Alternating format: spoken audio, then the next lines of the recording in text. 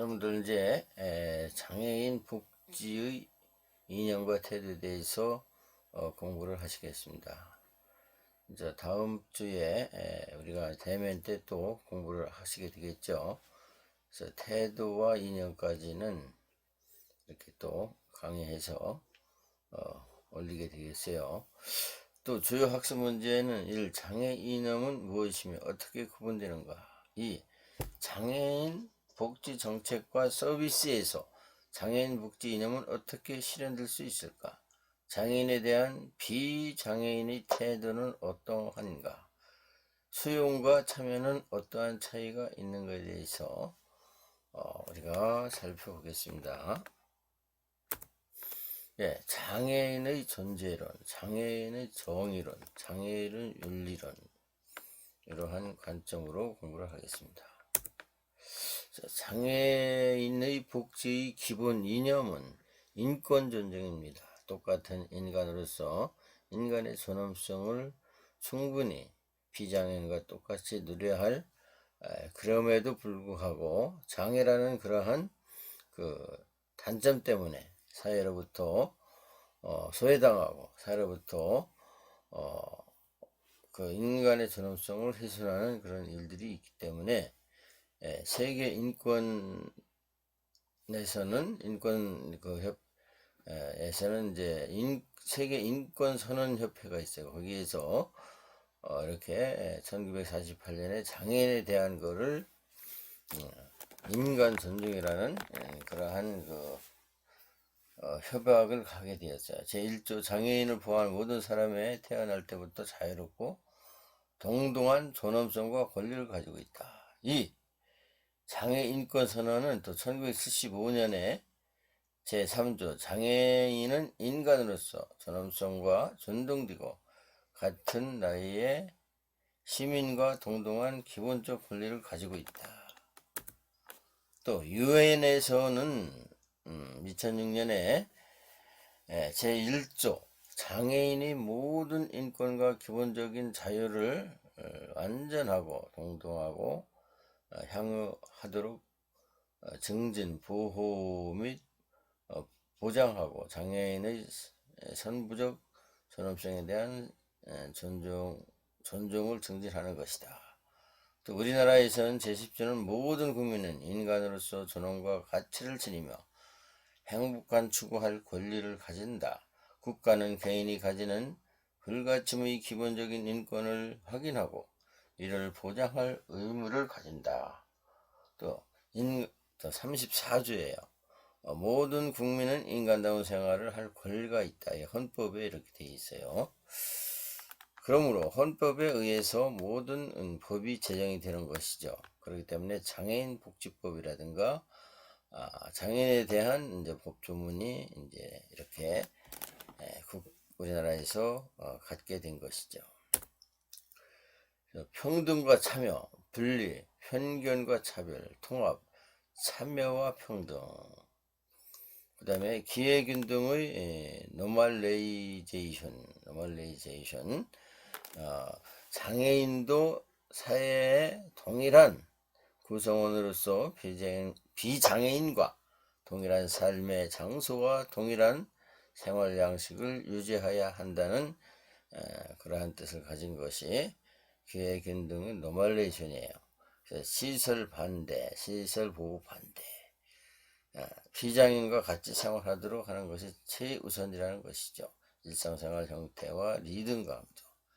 개인의 성장과 발달에서 일반적인 발달 경험, 인생 주기에서도 선택의 자유, 정상적인 이웃과 함께하는 일반적인 가정에서의 삶, 지역사회 통합되어 있는 삶에 강조하는 이념, 장애를 가진 사람을 한 사람의 인간으로서 일반적인 생활 환경 속에서 일상적인 생활을 하도록 하는 사회의 현실을 실현을 꾀하는 이념이에요.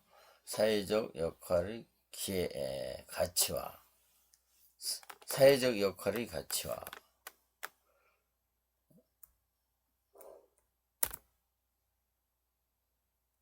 넘겨볼게요. 사회통합. 사회통합이라고 하면 우리가 다 사회의 일상 사회적 동물로서 사회생활하는 데 있어서 함께 누릴 수 있는 것이 사회통합이라고 하겠습니다. 자, 한 개인이 일반 지역사회 안에 가치 있는 사회적 역할을 할 수 있도록 인격적 개인으로 성공적인 참여를 하는 것이다. 노멀레이션을 반영한 사회통합은 개인의 상해통합, 가치 있는 역할을 하는 사회통합을 의미한다. 자립생활 이념, 재활, 환자의 역할, 손상된 역할의 거부, 자립생활, 미장애인 자립협회에서는 삶에 대한 자기결정에 대하여 타인의 개입 또는 보호를 최소화하여 스스로 삶에 대하여 선택하고 결정하는 모든 과정에서 장애인의 당사자가 참여하는 과정이다. 장애인 당사자 중심, 지역사회 중심, 인권 중심, 치료 당사자나 클리언트가 아닌 소비자, 이용 자료, 장애인에 대한 것이다. 우리 교과서 표 3-1을 참고하시면 되겠습니다. 개별화. 장애를 사람이 가진 신체의 일부이고 하나의 특성으로 바라보는 것. 즉 장애를 가진 사람으로서 개별성을 고려하여 바라보는 것. 그래서 태도와 구성수여, 인지적 요소, 태도, 대상물에 대한 개인들의 관념적인 지각에 관련된 의식을 얘기하는 거예요. 인지적 요소, 하나의 인간으로서 바라보는 그런 똑같은 인간이라고 사버릇이 바라보는 것, 그런 게 인지적인 요소라고 보겠습니다. 감정적 요소, 태도, 대상물에 대한 개인들이 좋고 나쁜 느낌의 감정에 대한 태도 측면, 행동적 요소, 태도, 대상물에 대한 개인들의 전반적인 행동적 경향을 얘기하는 거예요. 장애인들을 어떻게 감정으로 우리가 보느냐, 혐오하게 보느냐, 아니면은 하나의 그 인지적 요소만 다른 사람이라고 보느냐, 이런 뜻을 가지고 있고, 또 그들에게 행동을 어떻게 하느냐, 또 인간들과 똑같이 비장애들과 대우를 해주느냐, 또 커뮤니케이션을 하느냐, 이런 것들을 얘기하는 것이죠. 장애인에 대한 비장애인의 태도예요. 장애인에 대한 부정적이고 고정관념 형성, 장애인에 대하여 방향되어 있지 않아. 또 장애인에 대한 비장애인의 부정적 태도의 형성 배경은 장애인과 비장애인의 간의 의사소통의 장벽이다. 말하는 어려움에 관하여 온도 디퍼크리디 인 텔링이라고 되어 있는데, 장애인의 여성, 흑인 등 소수 집단의 대변자들은 성공적인 적응자이기 때문에 유리한 지위를 차지하며 그들과 여러 의미에서 비장애인, 남성, 백인 등 다수 집단에 가깝다. 그래서 소위 장애를 극복하는 사람, 장애인의 성공과 실패는 모든 장애인의 자신의 문제이다. 우리가 장애인과 비장애인에 관해 의사소통의 장벽을 이렇게 설명한 것이죠. 또 장애인과 비장애인에 관해 소통의 장벽은 이야기를 듣는 것에 관하여 성공한 장애인들도 자신이 장애인이라는 생각을 하지 못하게 만드는 경향이 있다. 나는 장애인이 아니다. 성공한 장애인들이 장애 문제에서 떨어지게 되면 비장애인들은 장애인으로부터 장애인의 이야기를 듣는 경향이 사라지게 된다. 장애인들이 장애를 갖고 있다는 생각을 벗어던지고 생활의 불편함을 부인하게 된다. 이것이 옳은가. 이야기를 듣는 것에 관하여 성공한 장애인들에 대한 그런 편견을 얘기하는 것이죠.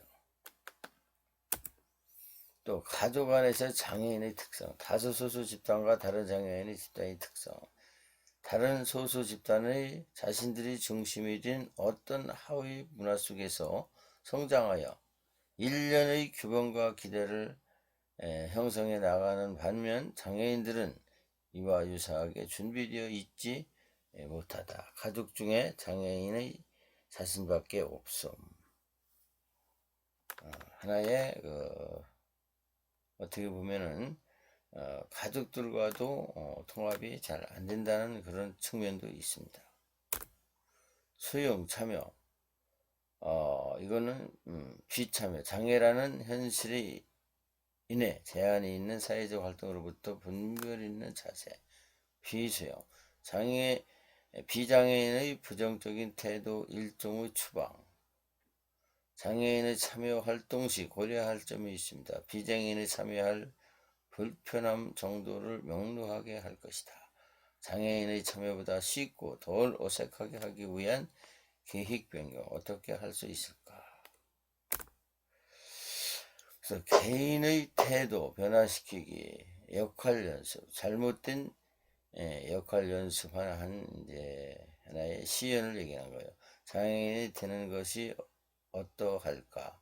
장애인에 대한 이해와 함께 동정심과 평가, 저라도 함께 가져오게 된다. 휠체어를 타보는 것, 나약하고 좋지 못한 불안하고 동정적이라는 느낌, 또 청각장애, 시각장애, 지체장애, 위축되는 경향의 우울동, 의로운 공포 무기력, 또 지체장애, 타인에 대한 의존, 자신에 대한 방황감, 이런 장애인들이 다 있지만 이 장애인을 극복하고 성공한 분들도 많이 있죠.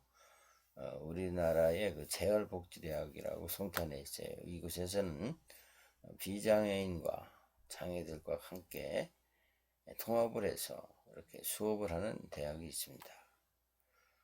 그 대학에서는 이러한 그 청각장애, 시각장애, 지체장애 모두 함께 공부를 하면서 서로 공유하고 서로 그 비장애인과 장애인들의 고통을 충분히 경험하는 그런 차원에서 우리나라에서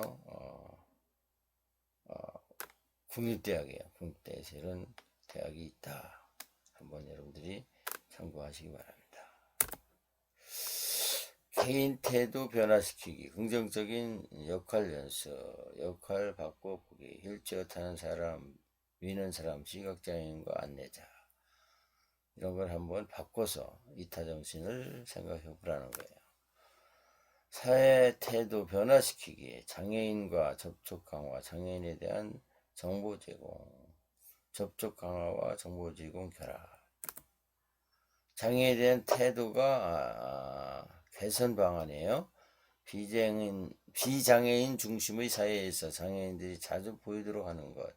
비장애인이 장애인을 낯설게 여기지 않도록 하는 것들이 있다.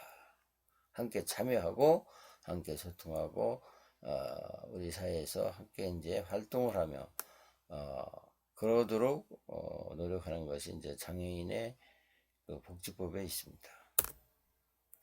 오늘은 여기까지 마치고 다음에는 이제 대면 수업 때 뵙겠습니다.